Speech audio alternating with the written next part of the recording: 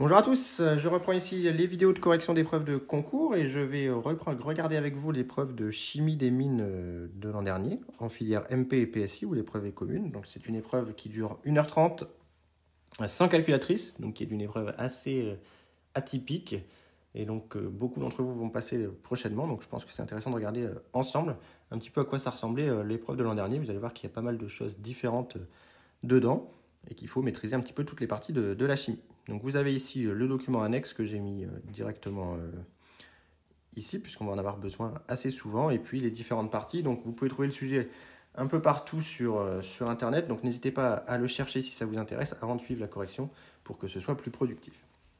Donc ici on va parler de l'uranium, et donc dans la première question, on me parle de l'élément uranium, on me dit qu'il est de numéro atomique 92, et on me demande à l'aide des abondances des isotopes de l'uranium d'évaluer la masse molaire de l'uranium naturel. Donc ici, je vais récupérer les différentes masses molaires qui me sont fournies sur l'uranium. Et puis, on va utiliser la propriété qui est que la masse molaire de l'uranium, la masse molaire d'un élément, finalement, c'est la somme sur I appartenant aux isotopes des masses molaires de l'uranium I, c'est-à-dire de numéro atomique Z et de nombre de masse AI, fois XI, où XI c'est le pourcentage isotopique, c'est-à-dire la présence dans la nature de cet isotope sous forme d'un pourcentage. Donc, le pourcentage de présence de l'élément.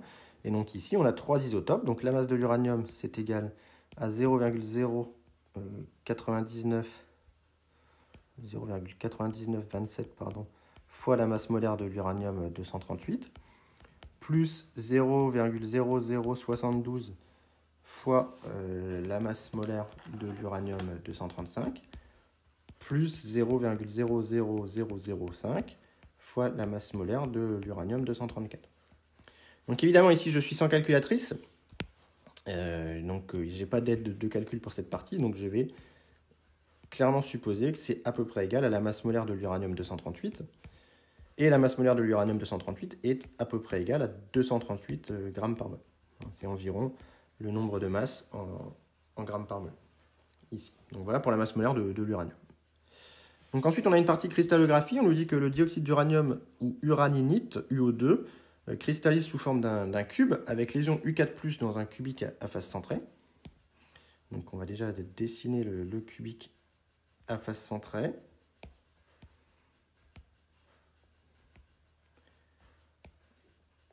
Voilà pour le cubique. Alors ensuite, on va dessiner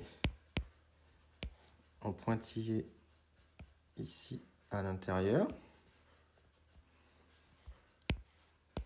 Et puis donc, les U4+, sont les sommets d'un CFC.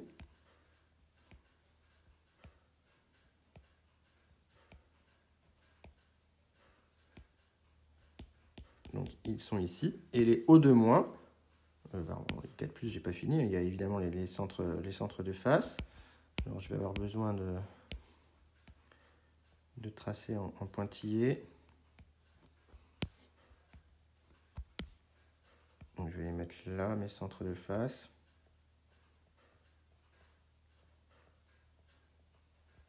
Voilà. Et donc, on a les 6 centres de face.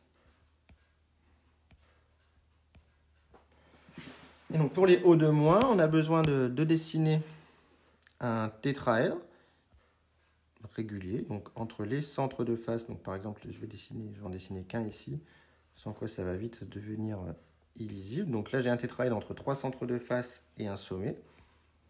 Et donc, au milieu de ce tétraèdre se trouve un ion O2-. Et donc, on va en trouver 8. 4 en bas et 4 en haut. C'est pas vraiment évident à dessiner.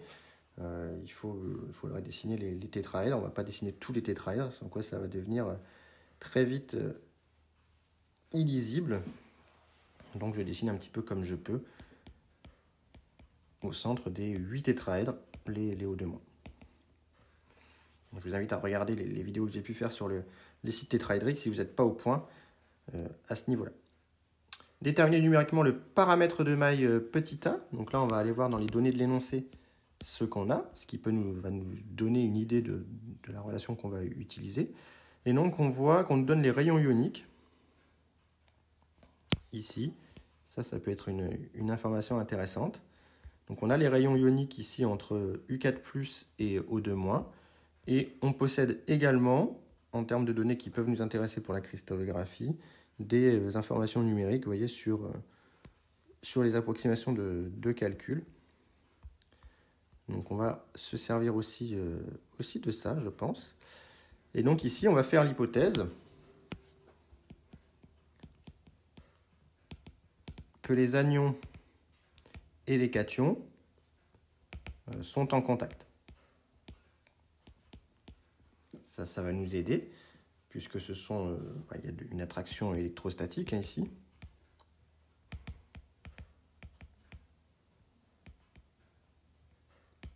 Et donc le contact, il se fait ici, ou ici, ça marche aussi, sur le tétraèdre. Donc le contact se fait dans le tétraèdre.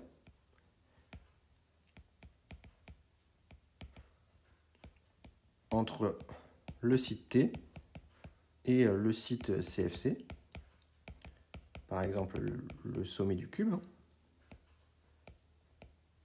Et donc cette distance verte que j'ai dessinée ici, c'est assez classique dans la tangence des sites tétraédriques, c'est A racine de 3 sur 4, où A est le paramètre de maille recherché, ici. Et donc, on a que A racine de 3 sur 4 est égal à un rayon rouge, R+, plus un rayon moins, un rayon ou 2-, ici. Et donc nous, on cherche petit a dans cette question. Donc on en déduit que petit a est égal à 4 sur racine de 3, facteur de R+, plus R-. Et donc là, on va pouvoir s'aider de l'aide numérique. 4 sur racine de 3, ça fait 2,3 d'après l'énoncé. Donc ça fait 2,3 fois R+, plus R-, qui fait 230. Voilà. Ici. Donc ça fait 2 fois 230, ça fait 460, plus 0,3 fois 230. Et 0,3 fois 230, ça fait 3 fois 23, ça fait 69, donc ça fait 529 picomètres. Donc voilà ce qu'on récupère comme paramètre de maille. L'ordre de grandeur est évidemment respecté. Alors, identifier le nombre de chacun des ions par maille, déterminer la coordination entre l'ion de charge opposée pour les ions 4+, d'une part, et O2- d'autre part, calculer la compacité. Donc là, il y a pas mal de questions de cours. Donc on veut la population, d'ores et déjà. Donc on va dupliquer ça pour pouvoir en reparler tranquillement. Donc on veut les populations des U4+, c'est Z+, qui vaut, donc on a les 8 sommets, qui comptent un huitième, puisqu'ils sont partagés à 8 cubes, plus les 6 centres de face, qui comptent un demi, ce qui fait 4. Et la population des O2-, on a Z-, qui est égal ici à 8 fois 1, puisqu'ils sont au centre des tétraèdres, donc 8. Et donc on voit bien que ici on a 4 fois 4 égale 16 charges plus, et ici on a 8 fois 2 égale 16 charges moins, ce qui nous montre bien que le cristal est neutre, donc ça c'est satisfaisant. Ensuite on veut la coordination cation-anion, donc U4+, O2-, et la coordination O2-, U4+. D'après l'énoncé, on veut les coordinances entre ions de charge opposée. Donc je me place sur un U4+, et je vais compter le nombre de O2- qui sont plus proches voisins. Donc admettons que je me place sur le centre de la face supérieure, eh bien vous allez avoir comme plus proches voisins les 4 centres des tétraèdres en dessous, mais il faut imaginer qu'il y aurait également au-dessus 4 centres de tétraèdres, 4 sites T. Donc ici, ça me ferait une coordinance de 8. Et par contre, si je me place sur un O2-, par exemple le centre du tétraèdre, eh bien, les plus proches voisins vont être les 4 sommets du tétraèdre. Donc ici, ce serait 4. Et donc, on a une coordinance 8, 4 ici, qui n'est pas la même selon qu'on se place sur le cation ou l'anion. Alors, pour la compacité, c'est le volume de matière sur le volume de la maille.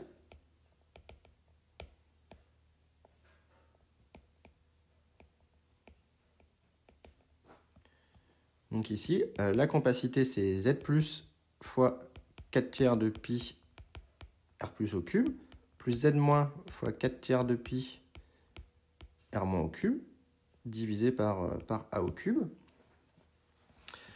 Plutôt que remplacer A par 529, on va peut-être faire réapparaître les 4 sur racine de 3, qui va peut-être venir simplifier un petit peu le calcul. Donc ça nous fait Z plus et Z moins, on les a. Donc ça nous fait 4 fois 4 tiers de pi R plus au cube, plus 8 fois 4 tiers de pi fois R moins au cube, divisé par A. Et donc A, c'est tout simplement 4 sur racine de 3, au cube du coup, fois R plus R moins au cube. Je vais regarder dans les Z numériques ce qu'on nous donnait. On a du 120 au cube, 110 au cube et du 530 au cube. Donc finalement, on allait peut-être mieux garder le A au cube. Vous voyez, j'ai pas regardé assez vite les données. Voilà, donc ça me fait 16 pi sur 3 fois R+. R+, on a dit que c'était 110 au cube, plus 32 pi sur 3 fois 120 au cube, divisé par A au cube. Et A, on a vu que c'était 530 au cube, 129 en réalité. Donc je vais me copier ça pour voir ce qu'on peut simplifier. Donc on a pi qui va être pris à peu près égal à 3. Donc pi sur 3 et pi sur 3, on va les approximer à 1. Et donc la compacité, elle vaut 16 fois 1,3 fois 10 puissance 6, plus 32 fois 1,7 fois 10 puissance 6, divisé par 150 fois 10 puissance 6. On peut simplifier par tous les 10 puissance 6. Je me retrouve avec 16 fois 1,3. Donc 16 fois 13, ça on peut le calculer. Voilà, donc 16 fois 13, 3 fois 6, 18, je retiens 1. 3 fois 1, 3 et 1, 4. Ça nous fait 208. 160 et 48, ça fait 208. Donc C est égal à 208 plus 32. 208, c'est 20,8, pardon, puisque c'est 16 fois 1,3. Et j'ai besoin de 32 fois 17. 7 fois 2, 14, je retiens 1. 7 fois 3, 21 et 2, 22. Et 32, ce qui fait 4, 4, 5, plus 54,4, divisé par 150, ce qui nous fait, tout calcul fait 54 et 20, 74, 75,2, divisé par 150, ce qui fait grosso modo 0,5. Donc on a une compacité de 50%. Ici, pour ce cristal, une fois qu'on fait le calcul. Voilà, j'essaie vraiment de faire comme vous, de faire le calcul sans calculatrice. J'espère que vous en tenez compte. Et enfin, exprimer de manière littérale puis numérique la masse volumique de l'uraninite. Donc la masse volumique, c'est la masse volumique en fait de la maille. Donc c'est la masse de matière dans la maille, divisé par le volume de la maille, tout simplement. Et donc la masse de matière dans la maille, c'est Z plus fois la masse des U4+, plus Z moins fois la masse des O2-, divisé par le volume, qui est rien d'autre que A au cube. Et la masse, on peut l'exprimer à l'aide des masses molaires. Donc ça fait Z plus masse molaire de U4+, divisé par Avogadro, plus Z moins fois la masse molaire de O2-, divisé par Avogadro. Et donc, on va pouvoir le calculer de cette manière-là. Donc, ça nous fait Z plus, donc 4 fois 238, plus 8 fois 16. Ici, si je ne dis pas de bêtises. Fois 10-3, je mets en kilogrammes par mol. Attention ici, en kilogrammes. Divisé par Avogadro. Avogadro, on me demande de prendre 6, 10, 23. Fois le fameux 529 au cube, qui fait apparaître le 150 10 puissance 6. Voilà, on va le calculer proprement. Donc j'ai un 238 x 4 dont j'ai besoin. 4 x 8, 32, je retiens 3. 4 x 3, 12 et 3, 15. Ça fait 952. Et voilà, c'est bon. Donc ça me fait 952 plus 8 x 16, 8 x 1, 8, 8 x 6, 48. 128. Ici, divisé par 6 x 150. Donc on a un 10-3 ici. On a un 10 puissance 29 en bas. Rho, c'est M sur V. Voilà. Et là, je me suis trompé dans les unités, puisque ça, c'est en picomètre. Donc, attention. J'ai un x 10 puissance moins 12 au cube, donc j'ai un x 10 moins 36. Au-dessus, j'avais pas besoin de convertir, puisque c'était des rapports de rayons au cube. Ici, attention, il faut que je mette en unité SI. A au cube, c'est égal à 530 picomètres au cube, c'est donc égal à 530 au cube fois 10 moins 12 au cube. Donc d'où le 10 moins 36 ici. Donc mes puissances de 10 ne sont pas bonnes ici en bas. Donc ça nous fait 6 fois 1, 6 fois 5, 30, ça fait 900. 900 fois 10, 23, 10 puissance 29, moins 36, ça fait 10 moins 7. Voilà, donc ça fait 952 plus 128 sur 900. On va regarder avec un chiffre, ça fait à peu près 1000 sur 1000, ça fait à peu près 1.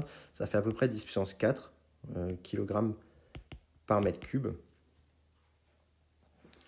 Ce qui est un ordre de grandeur à peu près honnête comme valeur numérique. Voilà, donc voilà pour cette première partie assez calculatoire sur la cristallographie. Donc j'espère que cette vidéo vous a plu. Et s'il y a des questions, surtout mettez-les en commentaire. Bonne journée.